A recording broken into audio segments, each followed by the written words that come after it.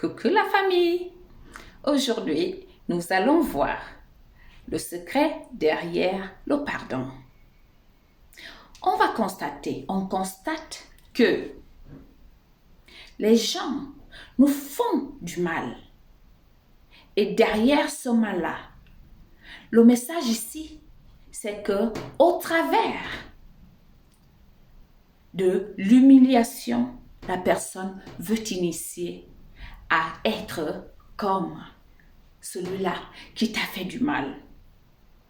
Quand la personne te souille le nom, la personne veut t'initier au travers l'accusation de devenir comme elle-même, au cas où tu ne pardonnes pas. On va prendre l'exemple. Comme on entendait souvent quand on était petit en Afrique, une personne qui a été infectée par une maladie, que ce soit accidentellement ou par le compagnon qui a eu à mentir ou à garder tout simplement le secret et contaminer l'autre.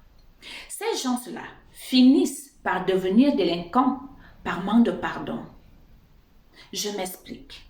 La personne va se dire, je n'ai rien fait pour mériter cette maladie. Et comme on m'a donné, la personne va aussi donner.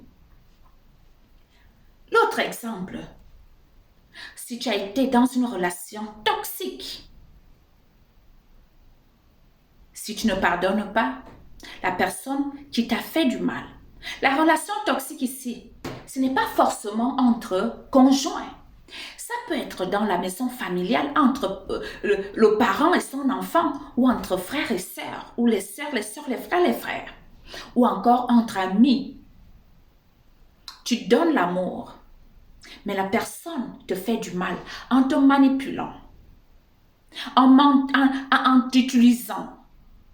Voici par manque de pardon, tu vas jurer que voilà, plus personne ne me fera comme on m'a fait autrefois. Et sans le pardon, tu risques de devenir comme la personne qui t'a fait du mal.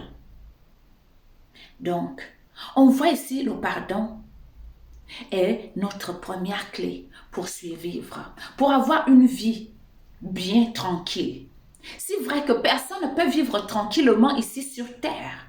Mais quand tu pardonnes, tu repousses, tu rejettes, tu refuses cette semence que l'ennemi met dans ta vie. Quand je parle de semence, toute action mal faite, toute action toute mauvaise intention, que ce soit l'abus de confiance, que ce soit la maltraitance, que ce soit le vol, que ce soit la destruction, peu importe ce que les gens ont fait dans ta vie. Mon frère, ma sœur, ces choses-là sont là, la semence que l'ennemi met en toi. C'est pourquoi la Bible nous dit, pendant la parole de semeur, que le monsieur avait fait sa plantation, pris le repos pour aller dormir. Pendant la nuit, l'ennemi, lui, vient mettre, au lieu du blé, l'ennemi a mis d'autres, la mauvaise herbe. Et quand les employés arrivent le matin, mes chefs, n'est-ce pas hier nous avons planté le blé d'où vient l'ivraie? Donc, cette parabole-là veut nous démontrer que toi, la bonne personne, tu donnes l'amour, tu donnes le respect. Et les gens, par jalousie de ton comportement, vont venir, eux à leur tour, vouloir te voler, vouloir équiper leurs équipes.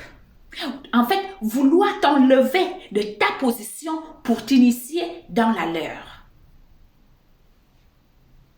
C'est pourquoi le pardon est nécessaire. Peu importe si on t'appelle ma boule, peu importe si on t'appelle bête, peu importe si on t'appelle attardé, peu importe le nom qu'on peut te donner, pardonne toujours. Pardonne. Parce que la parole nous dit quoi? Père, pardonne-nous, comme nous pardonnons aussi les autres. Dieu nous dit de pardonner afin que nous soyons pardonnés. Personne n'est juste ici sur terre. Personne n'est bon. Nous tous, nous vivons de ce que nous pouvons, que nous connaissons, que nous trouvons peut-être que c'est bien. Donc si tu vis dans le manque de pardon, sache que la semence que l'ennemi a mis dans ta vie est en train de prendre les racines et le feuillage. On va prendre l'exemple d'un garçon. Le garçon se fait violer. Il a tellement saigné, il a tellement souffert de ce traumatisme-là. Il se dit, pourquoi moi, j'ai mérité d'être violé? Et vous allez voir ce garçon-là, quand il va grandir, il va commencer lui aussi à son tour de violer les autres parce qu'il n'a pas pu pardonner le violeur. Il a caché, nourri la souffrance, la douleur en pensant que si je déteste la personne, ça va me soulager. Oui, j'ai raison de garder la haine envers qui que ce soit. Non, mon frère, ma sœur, il faut pardonner.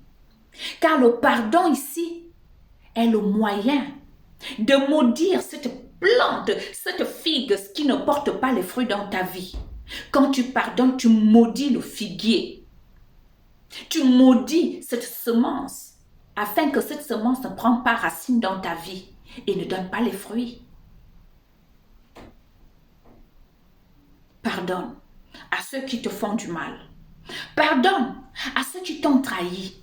Pardonne à ceux-là que tu as donné confiance, mais ils ont abusé de ta générosité. Pardonne-les. Ce n'est pas pour eux, mais c'est pour ton propre bien. Car si tu ne pardonnes pas, tu risques de devenir comme eux. C'est pourquoi il est important, quand tu as subi dans la vie, le diable ici là,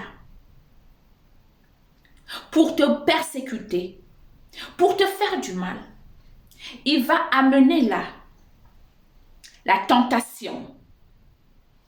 Quand tu seras tenté de faire ce qu'il te demande de faire, parce que lui, il nous déçoit. Donc, son arme aussi, c'est la déception. Quand il va te décevoir en premier, parce qu'il ne te dit pas la vérité, tout ce qu'il te raconte, il te dira, si tu fais ça, voici le résultat que tu auras. Mais il ne te dit pas les conséquences après avoir fait cette chose en question. Et voilà, tu es dessus, la déception. Et quand tu as été tenté, là, c'est l'accusation. Voici pourquoi il y a des conflits dans le monde. Manque de pardon. Le pardon est important pour toi et pour moi. Pas pour donner la force à ceux-là qui nous ont fait, mais c'est pour te délivrer toi-même, afin que tu ne deviens pas copie conforme à celui-là qui t'a fait du mal. On voit certaines femmes aigries. Il se peut que quelqu'un leur a fait du mal et ont refusé de pardonner à la personne. Je vous prends l'exemple. Quand la personne vous fait du mal, la personne sait au fond d'elle-même que ce que je suis en train de faire n'est pas bien. Mais la personne le fait quand même parce que le poids là est trop lourd sur ses épaules. Alors, quand toi, tu as la bonne mine, quand toi, tu as l'assurance, la personne s'énerve. Et la personne, c'est à cause de ça, on voit le mal.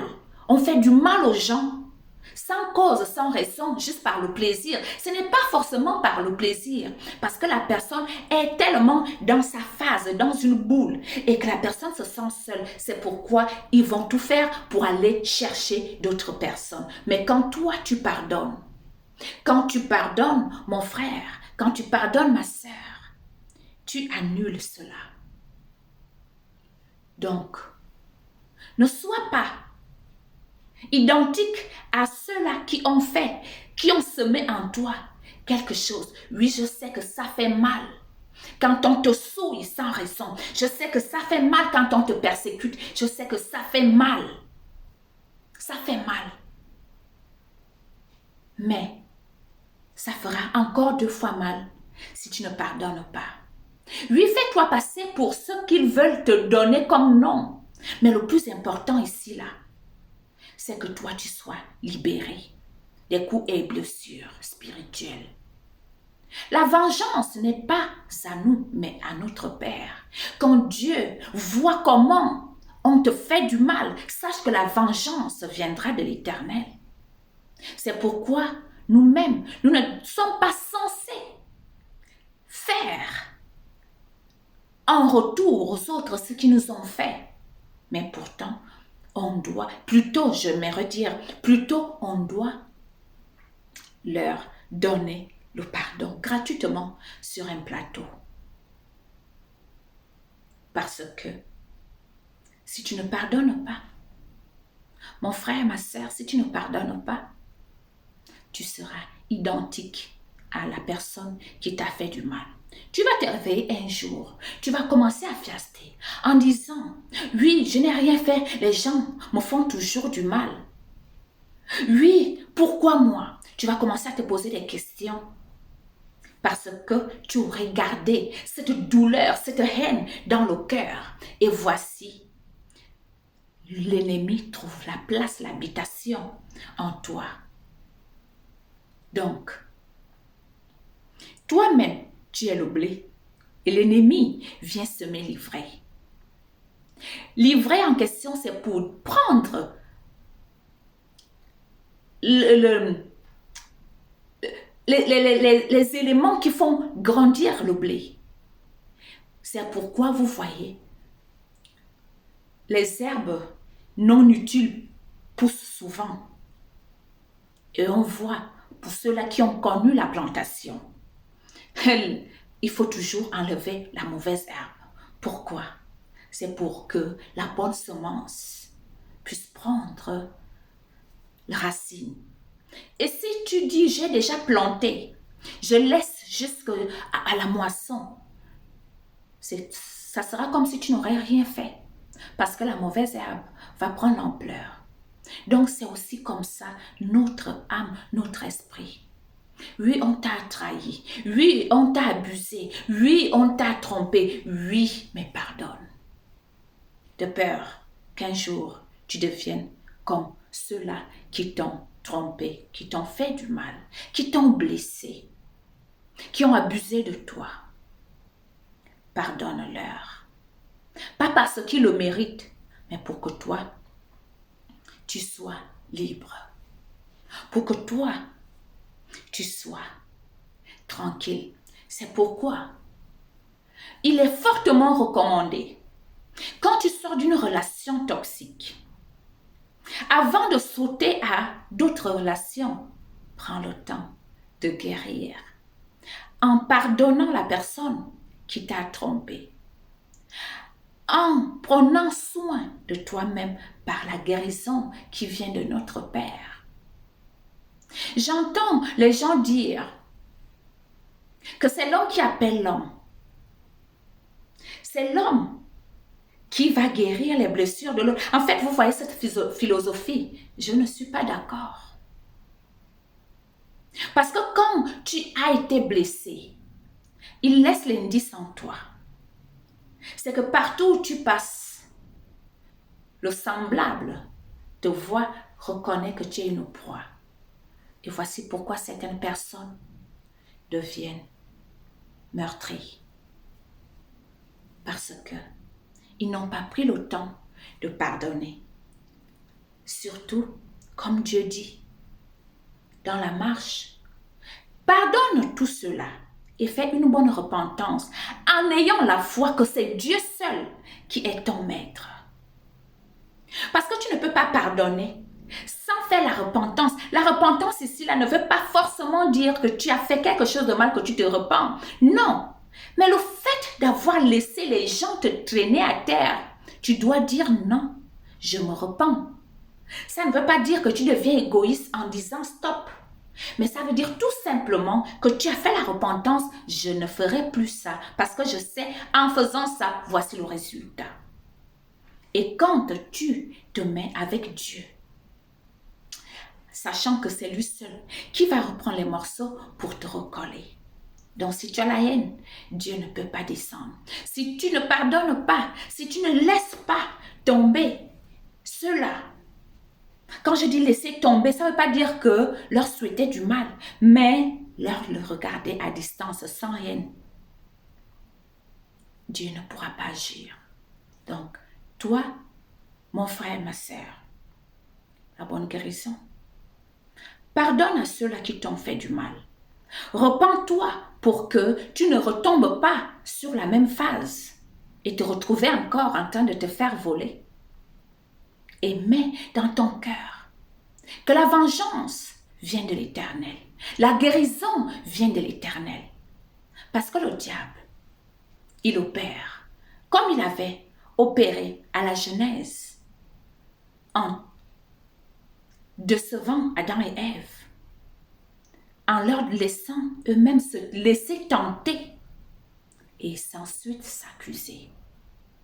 Nous aussi, on doit pardonner, faire la repentance et regarder vers le ciel, car le Dieu qui nous a créés est un Dieu merveilleux. Et il nous aime tellement que si on revient à lui, il va lui seul guérir tout ce que il va enlever, les racines qui ont causé un peu peut-être des blessures. Il va déraciner cela et il va remettre tout à zéro.